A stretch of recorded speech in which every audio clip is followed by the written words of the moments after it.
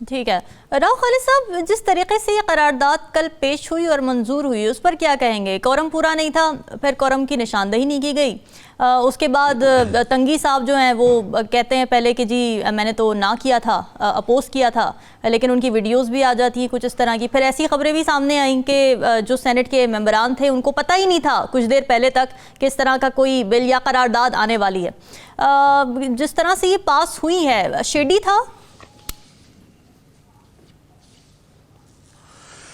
देखिए, साजिश तो मैं भी कहता हूँ नहीं है, लेकिन ये शरारत ज़रूर है। और ये शरारत किस वक्त साजिश में बदल जाएगी या साजिश बन जाएगी, इसके इम्कानात को भी रद्द नहीं किया जा सकता। नजम साकिब साहब ने कुछ खदशात का इजहार किया है और ये इस्लामाबाद के पावर कॉरिडोर्स में ये बहुत गूंज अब बढ़ती जा रही है। अच्छा।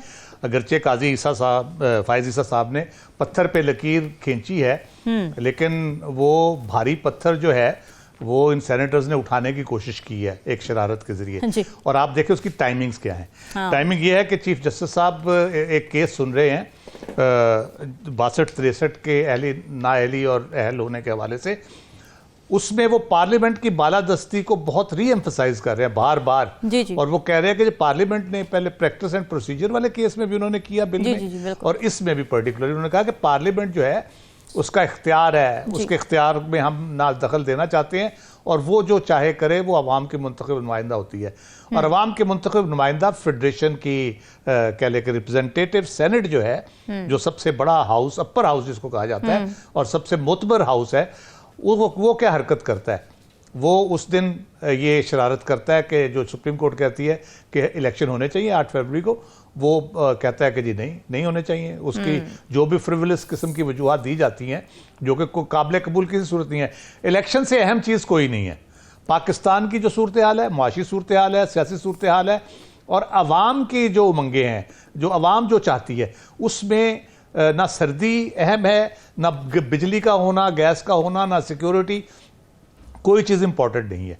अवाम की राय लेना सबसे अहम है, क्योंकि उसके बाद ही हम किसी सही रास्ते की तरफ, किसी सही रास्ते पे गामजन हो सकते हैं और आगे बढ़ सकते हैं।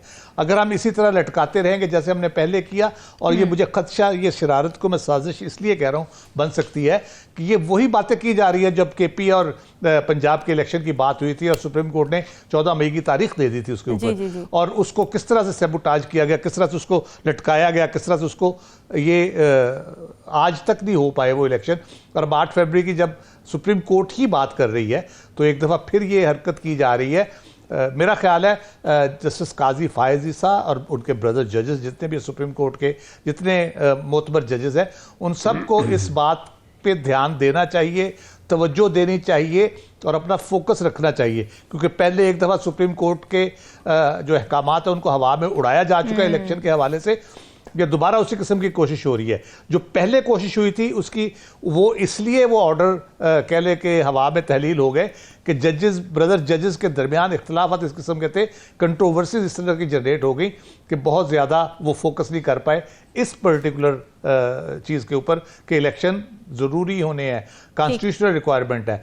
अब भी मेरा ख्याल है जो भी किसी के अगर रिजर्वेशंस है चीफ जस्टिस के हवाले से, किसी जज साहब की, उनको इन इलेक्शन के हवाले से मेरा ख्याल है यक जान होना चाहिए, यक जुबान होना चाहिए और इस पर पूरा फोकस रखना चाहिए।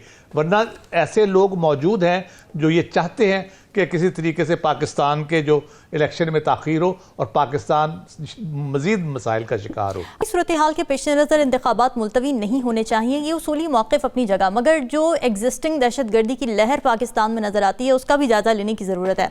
पाक इंस्टीट्यूट ऑफ पीस स्टडीज़ की ताज़ा रिपोर्ट ये बताती है कि साल 2022 के मुकाबले में 2023 में दहशत गर्दी के वाक़यात में 17% इजाफा देखा गया। फिर रिपोर्ट ये भी बताती है कि 2023 में दहशत गर्दी के 306 हमले हुए, 693 अफराद इसमें जाँ बहक हुए। 2022 के मुकाबले में 2023 में दहशतगर्द हमलों से जो जानी नुकसान हुआ वो 65% ज़्यादा है। फिर दहशतगर्दी से KP के 422 और बलूचिस्तान के 229 अमवात के साथ सबसे ज़्यादा मुतासिर सूबे हैं।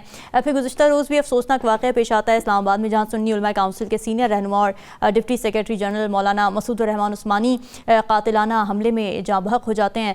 और अगर ख़ित्ते की ओवरऑल बात करें तो इससे भी एक दिन पहले ईरान के शहर किरमान में जनरल कासिम सुलेमानी के मकबरे के करीब धमाके होते हैं, जिसमें 103 अफराद जाँ बहक हो जाते हैं और 140 से ज़ायद ज़ख्मी हो जाते हैं। तो ये बढ़ती हुई दहशतगर्दी की लहर की वजूहात क्या हैं?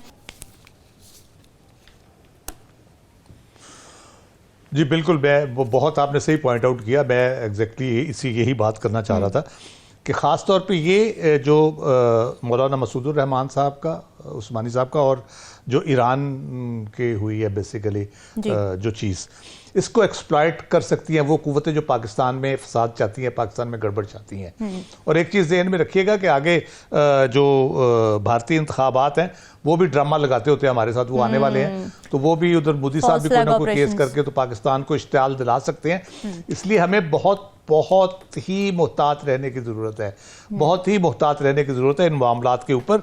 और किसी इंस्टिगेशन में नहीं आना चाहिए, किसी तरफ से भी हो, किसी किस्म की हो। लेकिन हम अगर पूरा जो एक तो खित्ते की सूरत हाल है, फिर ऊपर ओवरऑल जो सिनेरियो हम देखते हैं, मौलाना मसूदुर रहमान उस्मानी साहब का आपने जिक्र किया, ईरान का आपने जिक्र किया, फिर ये सेनेट की करारदाद में भी जिक्र हुआ कि जी दहशतगर्दी बड़ी बढ़ गई है, रिपोर्ट भी है। फिर एक बड़ी इंटरेस्टिंग चीज़ कल हुई है, कनाडा ने एक ट्रैवल एडवाइजरी जारी की है जी। कनाडा वो जो 5 आइज जिसको कहा जाता है, जो दुनिया की बेहतरीन इंटेलिजेंस एजेंसीज का एक कार्टल बना हुआ है, और वो बहुत रिपोर्ट करते हैं। कनाडा में सिख रहनुमा के कत्ल के हवाले से भी इंडिया का जो सारा किस्सा हुआ बेनकाब, और अमेरिका के अंदर जो हुआ, वो उसी 5 आइज वो जो उनकी इंटेलिजेंस एजेंसी उन्होंने वो किया था। कनाडा जब ये ट्रैवल एडवाइजरी पाकिस्तान के हवाले से जारी करता है कि अफगानिस्तान के बॉर्डर की तरफ 50 किलोमीटर से अंदर ना जाएं, बाकी ईरान और इंडिया के बॉर्डर से 10 किलोमीटर के अंदर हमारे शहरी ट्रैवल ना करें, मार्केट्स में ना जाएं, कराची में ना जाएं, तो इसका मतलब क्या है? कोई ना कोई इसके पीछे कोई ऐसा जहन कार फरमा है जो शरारत करना चाह रहा है, शरारत को फैलाना चाह रहा है। मैं इसीलिए पहले सेगमेंट में भी कह रहा था, इस शरारत को साजिश बनने से पहले इसकी बेखुदी बहुत ज़रूरी है। जो सूरत हाल डेवलप करने की कोशिश की जा रही है, जो सूरत हाल बनाने की कोशिश की जा रही है, जिस किस्म की चीज़ें पैदा करने की कोशिश की जा रही है पाकिस्तान के अंदर, वो यकीनन, और उसमें इंतखाबात अगर ताख़ीर का शिकार हो जाते हैं तो मेरा ख्याल है पाकिस्तान के लिए ये बहुत डिजास्टरस सूरत हाल होगी, हर लिहाज से, सिर्फ इस लिहाज से नहीं कि मुआशी लिहाज से या सियासी लिहाज से, अदरवाइज भी। क्योंकि हम बिल्कुल फिर कह लें कि उन लोगों के रहम करम पे होंगे जो यहाँ पे शरारत करना चाहते हैं, या अपने किसी भी जो उनके पपेट्स हैं उनके ज़रिए यहाँ पे ख़राबी पैदा करना चाहते हैं, मुल्क को माली तौर पे, माशी तौर पे, सियासी तौर पे, और ये दहशतगर्दी के हवाले से यहाँ पे अमन अमान की सूरत हाल को ख़राब करने के दरपे हैं। तो इसलिए हमें बहुत मुहतात रहने की ज़रूरत है। इसके लिए प्रॉपर जो है हमारी इंटेलिजेंस एजेंसी तो यकीनन काम कर रही हैं। 20-30 साल से हम इसी में लगे हुए हैं, इन सबोटाज करने के लिए, सबको रोकने के लिए। फिर अफगानिस्तान की तरफ से जो हमें जिस किस्म की मुश्किलात का सामना है, उधर से कोई कोऑपरेशन भी उस तरह से नहीं हो रहा। ये बहुत पहले मुझे याद है 2011 में हिलेरी क्लिंटन जब पाकिस्तान आई थी, उन्होंने एक बात की थी, वो हमारे इतने मुखलिस तो नहीं है, लेकिन उन्होंने एक बात की थी बहुत अच्छी, वो हमारे अंडरस्टैंड करने की, और मेरा ख्याल हम समझ चुके हैं। उन्होंने कहा अगर आप अपने बैक यार्ड में आप सांप पालेंगे और ये समझेंगे कि ये पड़ोसियों को डसेंगे, आपको कुछ नहीं कहेंगे, तो ये आपकी गलत फहमी है।